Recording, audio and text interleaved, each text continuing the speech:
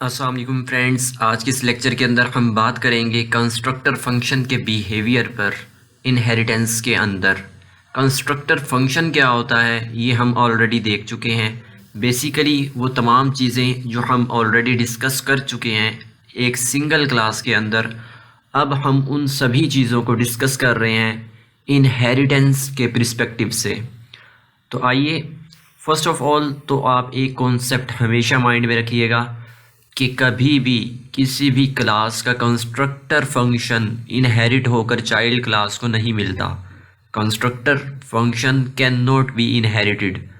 आपकी parent class के अंदर मौजूद कंस्ट्रक्टर फंक्शन आपकी चाइल्ड क्लास को इनहेरिट होकर नहीं मिलते। देखिए, तो मैं एक क्लास बनाता हूँ और उसका नाम रख देता हूँ ए क्लास। इसकी कोई ना कोई कोडिंग होगी। देन मैं एक और क्लास बनाता हूँ बी क्लास। बी क्लास जो है वो चाइल्ड क्लास है ए की। मैं इनहेरिटेंस करवाता हूँ एक्सटेंड्स के कीवर्ड से।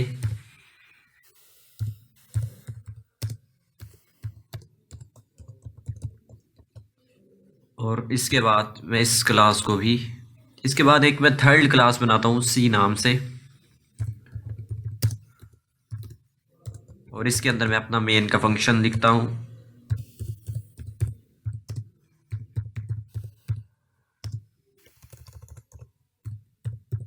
Public static void then main, और इसी के साथ स्ट्रिंग या जीएस। और अगर तो मैं इस मेन के अंदर अपनी बी क्लास का एक ऑब्जेक्ट क्रिएट करता हूँ, मैं लिखता हूँ बी ओबीजे, मेरे ऑब्जेक्ट यानी कि रेफरेंस वेरिएबल का नाम है, और न्यू कीवर्ड की मदद से मैं बी क्लास जो कि एक चाइल्ड क्लास है उसका ऑब्जेक्ट क्रिएट करवा रहा हूँ। तो आप देखिए इस बी क्लास के ऑब्जेक्ट के अंदर क्या होगा मेरे पास। इस बी क्लास के अंदर केवल ना सिर्फ बी क्लास के अंदर मौजूद मेंबर फंक्शंस और वेरिएबल होंगे, बल्कि इस बी क्लास के ऑब्जेक्ट के अंदर वो तमाम मेंबर फंक्शंस और वेरिएबल्स भी होंगे जो हमारी ए क्लास के अंदर हैं। दोबारा सुनिए, बी क्लास के अंदर सिर्फ उसके अपने ही मेंबर फंक्शंस और वेरिएबल ही नहीं, बल्कि उसके पेरेंट वाले तमाम मेंबर फंक्शंस और वेरिएबल भी होंगे, लेकिन कंस्ट्रक्टर फंक्शन उसको इनहेरिट होकर नहीं मिलेगा। तो देखिए, हम पढ़ चुके हैं कि जब भी कोई ऑब्जेक्ट क्रिएट होता है तो उस ऑब्जेक्ट की क्रिएशन से पहले उस ऑब्जेक्ट के अंदर मौजूद, उस क्लास के अंदर मौजूद कंस्ट्रक्टर फंक्शन रन होता है। अब अगर तो जब हम बी क्लास का, चाइल्ड क्लास का ऑब्जेक्ट क्रिएट करते हैं और सिर्फ हमारी बी क्लास के अंदर मौजूद कंस्ट्रक्टर फंक्शन ही चलता है, तो हमारी ए क्लास के अंदर मौजूद वेरिएबल्स और फंक्शंस किस तरह मिल जाएंगे हमारी बी क्लास को। क्योंकि हम पढ़ चुके हैं कि किसी भी ऑब्जेक्ट की लाइफ उसी वक्त स्टार्ट होती है जब उसका कंस्ट्रक्टर फंक्शन कॉल होता है। अगर हमारी ए क्लास का कंस्ट्रक्टर फंक्शन कॉल नहीं हो रहा तो देन हमारी बी क्लास के अंदर, ए क्लास के अंदर मौजूद फंक्शंस और मेंबर वेरिएबल्स किस तरह आ रहे हैं इनहेरिट होकर। तो देखिए, मैं एग्जांपल के लिए यहाँ पर एक इंटीजर टाइप का एक्स वेरिएबल बना लेता हूँ और इसके अंदर एक इंटीजर टाइप का वाई वेरिएबल बना लेता हूँ। तो मेरी इस बी क्लास के ऑब्जेक्ट के अंदर वाई भी होगा जो कि उसका अपना मेंबर फंक्शन है, और एक्स भी होगा जो कि इनहेरिटेड होकर बी क्लास को मिल रहा है अपने पेरेंट्स से। तो बेसिकली होता क्या है, आप जब भी चाइल्ड क्लास का ऑब्जेक्ट क्रिएट करते हैं तो सिर्फ आपकी चाइल्ड क्लास का ही कंस्ट्रक्टर कॉल होता है। आपकी चाइल्ड क्लास का कंस्ट्रक्टर कॉल होता है और वो अपनी कोडिंग से पहले ए क्लास के अंदर मौजूद कंस्ट्रक्टर को कॉल कर देता है। तो इस केस के अंदर अगर मैं इस प्रोग्राम को रन करता हूँ तो ये सक्सेसफुली रन होगा। लेकिन हो क्या रहा होगा बेसिकली यहाँ पर कि क्योंकि आपने इस क्लास के अंदर कोई कंस्ट्रक्टर नहीं लिखा, ना ही तो इस ए क्लास के अंदर कोई कंस्ट्रक्टर फंक्शन बनाया है, तो कंपाइलर सबसे पहले तो आपकी बी क्लास के अंदर एक कंस्ट्रक्टर फंक्शन बनाएगा कुछ इस तरह से। जो कंपाइलर फंक्शन बनाएगा कंस्ट्रक्टर, वो कुछ ऐसा दिखता होगा, क्योंकि हमारे कंस्ट्रक्टर फंक्शन की रिटर्न टाइप तो होती ही नहीं है। तो आपका कुछ इस तरह का ये कंस्ट्रक्टर फंक्शन कंपाइलर खुद से बनाएगा और इसी कंस्ट्रक्टर फंक्शन के अंदर वो आपकी ए क्लास का कंस्ट्रक्टर फंक्शन कॉल करेगा और ए क्लास के कंस्ट्रक्टर फंक्शन को कॉल करने के लिए कंपाइलर सुपर का ये कीवर्ड यूज़ करेगा। ये कीवर्ड जो है सुपर का और ये साथ ब्रैकेट जो कि एक फंक्शन कॉल लग रही है हमें, ये रिप्रेजेंट करता है हमारे पेरेंट के कंस्ट्रक्टर को कॉल करने को। लेकिन इस सुपर से सिर्फ वही कंस्ट्रक्टर फंक्शन ही कॉल हो सकता है जो कि हमारी ए क्लास के अंदर विदाउट एनी आर्ग्यूमेंट्स बना हो। या तो फिर वो डिफ़ॉल्ट हो सकता है या फिर हम खुद कोई ऐसा कंस्ट्रक्टर बनाएं जिसके अंदर हम कोई भी पैरामीटर पास ना करें, कुछ इस तरह से।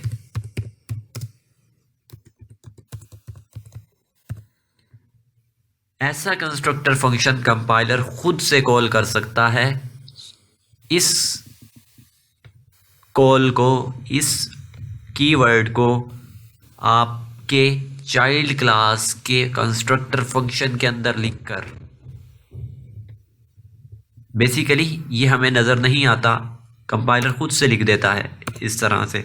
जैसे कि बाय डिफ़ॉल्ट बनाए गए कंस्ट्रक्टर भी हमें नज़र नहीं आते, ये कंपाइलर खुद से बना देता है, लेकिन हम देख रहे हैं कि नज़र किस तरह आते हैं, ये कुछ इस तरह के दिखते हैं। तो आप सोच रहे होंगे कि कंस्ट्रक्टर फंक्शन तो खुद से ही बन रहा है और चाइल्ड के अंदर भी खुद से ही कॉल हो रहा है, तो देन हमें इसको समझने की क्यों ज़रूरत है। अगर आप यहाँ पर कंस्ट्रक्टर फंक्शन बनाते हुए एक आर्ग्यूमेंट दे देते हैं इंट ए के नाम से, देन यहाँ पर आप x असाइन ए करवा देते हैं, यानी कि आपने अपने पेरेंट के अंदर कंस्ट्रक्टर फंक्शन की डेफिनेशन खुद से लिख दी है और उसके अंदर एक आर्ग्यूमेंट भी दिया है, ठीक है। देन जब आपका ऑब्जेक्ट बनेगा चाइल्ड क्लास का और उसके अंदर एक डिफ़ॉल्ट कंस्ट्रक्टर, आप ये डेफिनेशन भी खुद से लिख सकते हैं, इसमें आप कंफ्यूज ना हो। फ़िलहाल के लिए मैं यही कंसीडर कर रहा हूँ कि आपने बी में कोई भी डेफिनेशन कंस्ट्रक्टर की नहीं लिखी तो डिफ़ॉल्ट वाला ही चलेगा। तो जब ये आपका डिफ़ॉल्ट वाला इस तरह से कुछ बनाएगा कंपाइलर और उसके अंदर कुछ इस तरह की कॉल लिखेगा आपके पेरेंट के कंस्ट्रक्टर को कॉल करने के लिए, तो देखिए आपकी ये कॉल उस वक्त वर्क करेगी जब आपके पेरेंट के अंदर कोई ऐसा कंस्ट्रक्टर मौजूद हो जिसके अंदर कोई भी आर्ग्यूमेंट ना हो। लेकिन इस केस के अंदर आपकी ए क्लास के अंदर एक कंस्ट्रक्टर फंक्शन है और उसके अंदर एक आर्ग्यूमेंट भी है, तो देन अब आपका ये ऑब्जेक्ट क्रिएट नहीं होने वाला। तो इसके लिए ज़रूरी है कि फिर आप ये सुपर का फंक्शन कॉल आप खुद से लिखें और इसके आर्ग्यूमेंट्स में एक वैल्यू भी पास करें, ताकि जब भी आप ऑब्जेक्ट बनाएं तो आपका ए क्लास की जो रिक्वायरमेंट है वो पूरी हो सके। तो इन शॉर्ट आप सिर्फ इतना समझिए कि अगर आपके पेरेंट क्लास के अंदर कोई ऐसा कंस्ट्रक्टर फंक्शन आपने खुद से लिख दिया है जो कि आर्ग्यूमेंट कंस्ट्रक्टर है, जैसे मैं यहाँ पर एक कंस्ट्रक्टर फंक्शन लिखता हूँ और उस कंस्ट्रक्टर फंक्शन के अंदर मैं 3 पैरामीटर्स पास करता हूँ, इंट ए, इंट बी, देन इंट सी के नाम से, और ये मेरे कंस्ट्रक्टर की बॉडी हो गई। और यहाँ पर भी मैं 3 वेरिएबल्स बना लेता हूँ, एक्स, वाई और जी। यहाँ पर मैं लिखता हूँ X assign A, then Y assign B and Z assign C. अगर आपने पेरेंट के अंदर कंस्ट्रक्टर फंक्शन खुद से बना रखा है और ऐसा कंस्ट्रक्टर बनाया है जिसके आर्ग्यूमेंट्स आपने सेट किए हुए हैं जो कि आर्ग्यूमेंट कंस्ट्रक्टर है, और उसके बाद आप अपनी बी क्लास के अंदर जो कि चाइल्ड क्लास है उसके अंदर इस कंस्ट्रक्टर फंक्शन को, पेरेंट वाले कंस्ट्रक्टर फंक्शन को खुद से कॉल नहीं करेंगे आप, तो एरर आएगा, क्योंकि कंपाइलर सिर्फ पेरेंट क्लास का वही कंस्ट्रक्टर फंक्शन खुद से कॉल कर सकता है जो कि विदाउट एनी आर्ग्यूमेंट हो। क्योंकि आप जानते हैं जब भी आप कंस्ट्रक्टर की डेफिनेशन खुद से लिख देते हैं तो फिर उस क्लास के अंदर कंपाइलर खुद से कंस्ट्रक्टर फंक्शन नहीं बनाता। तो इस ए क्लास के अंदर अब नो आर्ग्यूमेंट कंस्ट्रक्टर एग्जिस्ट नहीं करेगा, जो कि हमने पहले बनाया था, जो कि इस तरह का दिखता था और सिर्फ नेम हमारा ए का था। तो देन अगर आप सिर्फ इतना करके अब ऑब्जेक्ट बनाना चाहते हैं बी का, तो ये नहीं बन सकता। उसके लिए अब ज़रूरी है कि आप अपने बी के कंस्ट्रक्टर के अंदर सुपर और इसके आर्गुमेंट के अंदर 3 इंटीजर वैल्यू पास करें। अगर आप ये स्टेटमेंट लिखते हैं तो ही आपका ये बी का ऑब्जेक्ट सक्सेसफुली बन सकता है, अदरवाइज नहीं बन सकता। और ये भी ज़रूरी है कि आप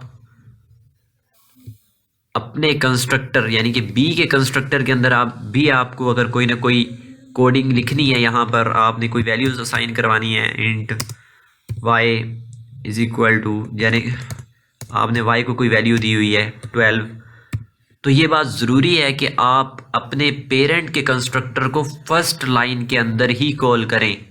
अगर आप इसको सेकंड लाइन के अंदर लिख देते हैं कुछ इस तरह से,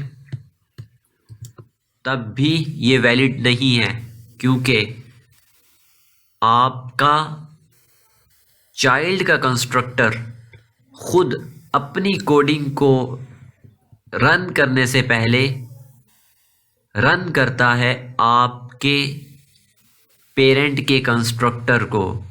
जब पेरेंट का कंस्ट्रक्टर कॉल हो जाता है उसके बाद आपके चाइल्ड के कंस्ट्रक्टर के अंदर मौजूद बाकी लाइनें एग्जीक्यूट होती हैं। तो ये ज़रूरी है कि आप इसको फर्स्ट लाइन के अंदर लिखें। तो आई होप कि आपको ये कंस्ट्रक्टर फंक्शन का कॉन्सेप्ट क्लियर हुआ होगा। तो आज का लेक्चर यहीं पर एंड करते हैं। Thanks for watching. अल्लाह हाफिज़।